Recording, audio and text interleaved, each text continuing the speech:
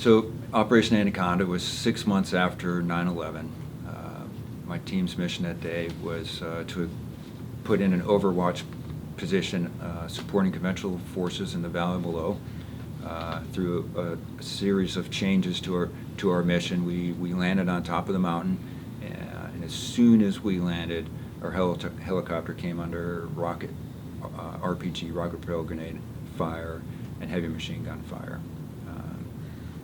One of my teammates during that, when all that commotion was going on, fell from the helicopter, and that was Neil Roberts.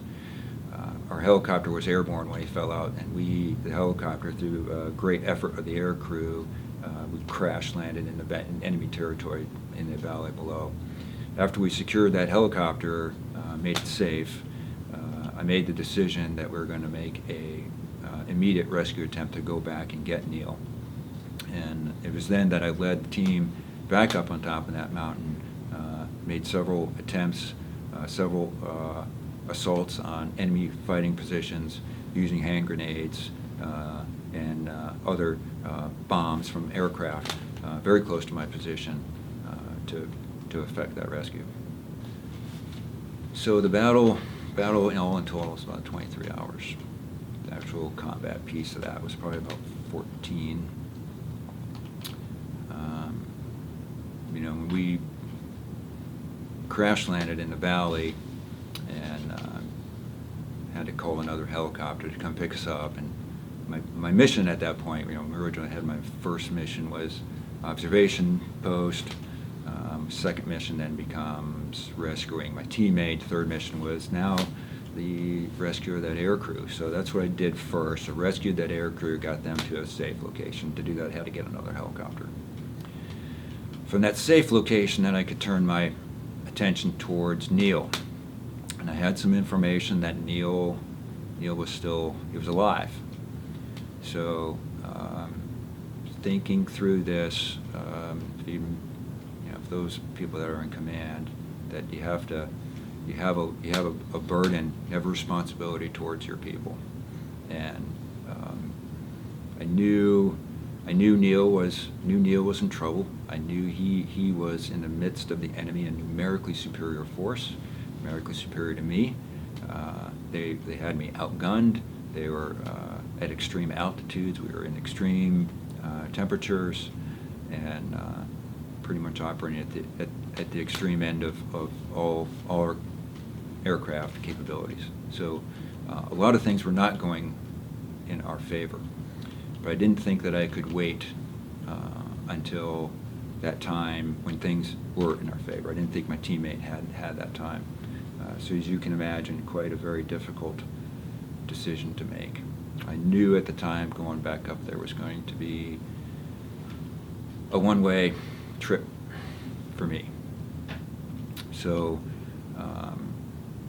I'm sitting in this helicopter, my second helicopter of the evening, thinking through the process, the decision to go back. And as you can imagine, a lot of things going through my mind. And this one thought kept coming back to me. And this thought in my head was the opening lines of the Boy Scout Oath. On my honor, I'll do my best to do my duty. On my honor, I'll do my best to do my duty. On my honor, I'll do my best to do my duty. Finally, I started listening to it, that I have not done my best yet to go get my teammate. So I made the decision that I'm going to go get my teammate. And I briefed my team. I looked at all of them. I said, eyes on me, eyes on me. They all looked at me. I gave them the situation, gave them the orders, and we told them we're going. It was at that time that the pilot of the first aircraft that got shot volunteered to fly us. His name was Al. Volunteered to fly us back. It's the very thing I needed. So grateful that he did. Great amount of courage to take this guy. Man, he just got shot down. Now he's going to fly right back into exactly what he knows what he's getting into, and he did. Flew us right back. So as soon as we lifted off, I remember things getting very quiet, at least in my mind anyway. We're lifted off. I'm on the back of the helicopter, and I can remember got my night vision goggles on, and everything's green looking through my goggles. I'm looking back out the ramp, watching the countryside of Afghanistan going by. And this is when you know, the leader has time to be alone with his thoughts. You get a few moments, and this is when my thoughts were drifting back to home, and going, you know, they drift back to my son, and basically I'm telling him goodbye.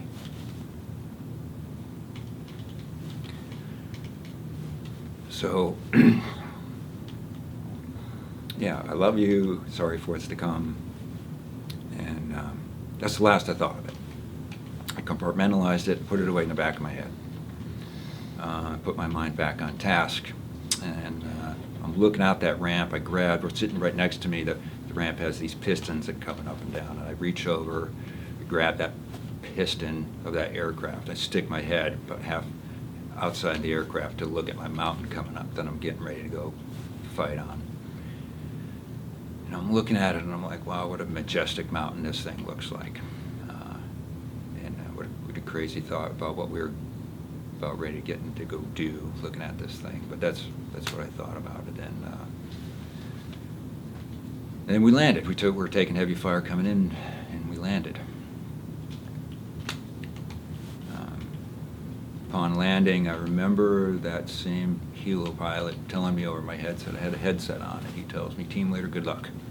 That was the last thing I remember hearing from him when I took the headset off. And the ramp was down, I ran off the ramp. As soon as I got off the ramp, the snow was much deeper on top than I thought. So my first step off the ramp, first one off, first step, I took a tumble, much like if you've ever been in snow and you step off your steps, right? And you think that next step is there and it's not, and you take a fall. I took a header right off the end of the plane, and got up off of that, wiped the snow from my face, and joined my guys, and walked up next to one of my teammates, John, and I asked John, I said, "John, what do you have?" He said, I don't know. And then right away we started taking heavy fire from a bunker that was right in front of us. Dug in position underneath a tree, had a tarp, and a heavy sustained machine gun fire coming out of there. That gunfire came right at us. It hit John. The bullets went through my clothes, through my pants, it went through my gear, and I dived behind a nearby rock. And I noticed John was down. So I took a look around at all my teammates. We were taking heavy fire from three sides, certainly in front of us, to my immediate left, further left, and right behind us, so about 270 degrees. And as I look around, there's all these muzzle flashes from everywhere. And I'm thinking there's a lot of people up here. I look at my guys, because I have to keep track of all of them, and all of them, they're engaged in their own little battles with different positions. But certainly the one that's the heaviest fire is coming from the bunker. That's right in front of me.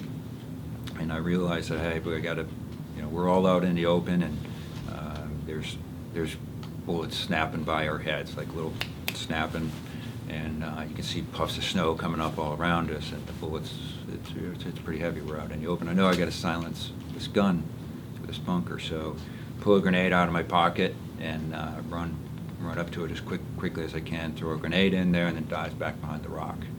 Grenade goes off, shooting stops, and then starts right up again. So this time I'm going to do it again with another grenade, but make sure I'm a little bit more accurate. So I get up to the bunker that's shooting at me, and I throw the second grenade in. I can literally see it in the air hit. There's a tent underneath the tree that's there, and the snow's on it. See the grenade hit, there's some snow puff up, you see it roll down right into where the muzzle flash is coming from. I'm like, oh, this is going to be good.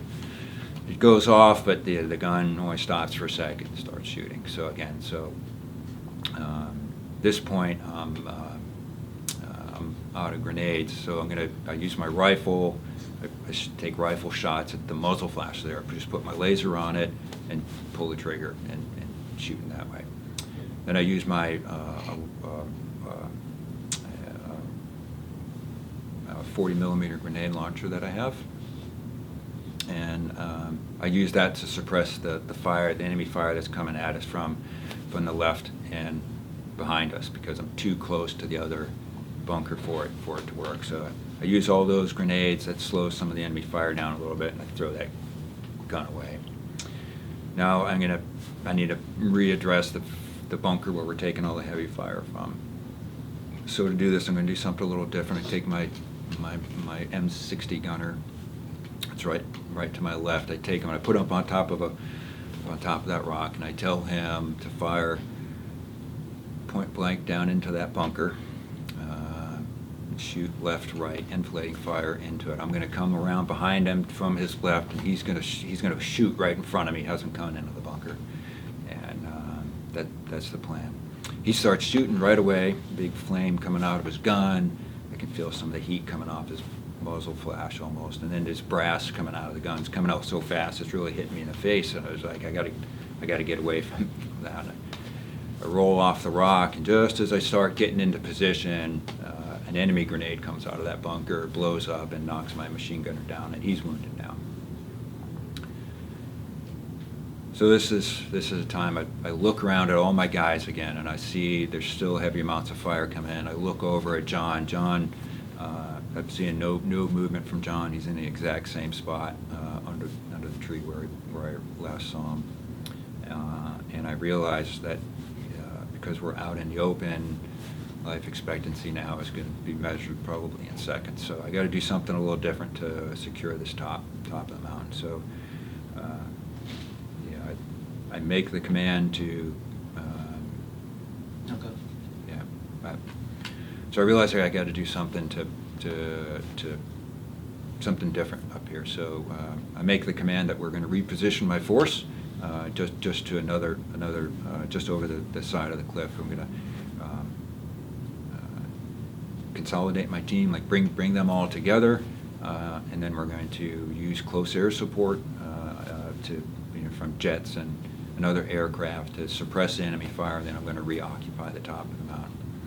To get over there, we've got to crawl because the enemy fire is pretty heavy. So to doing that, I go and I crawl over the top of John, looking for some sign of life from him, and I didn't get anything from John.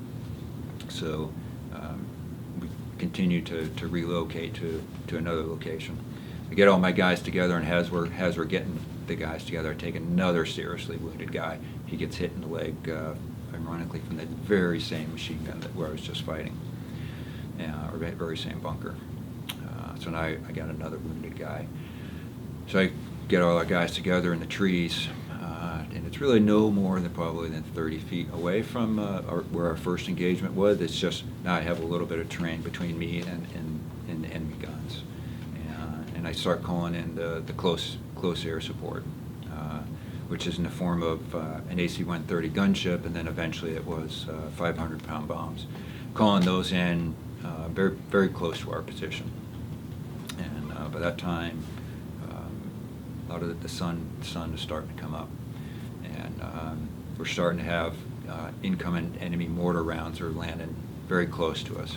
And I know they're enemy mortar rounds because the gunship reports that there's an enemy mortar firing on us. So we're in the trees, so I have to move my guys to some rocks a little bit further down the hill just to give them a little bit of cover from that fire. So from that position, I reach out, and the QRF, the Quick Reaction Force, shows up, and very surprised that they come around, the helicopter comes around the side of the mountain. I remember them very suddenly flying right over the top of our position, and I can look at the bottom of the plane, the helicopter, and I can still see all the rivets on the bottom of that plane.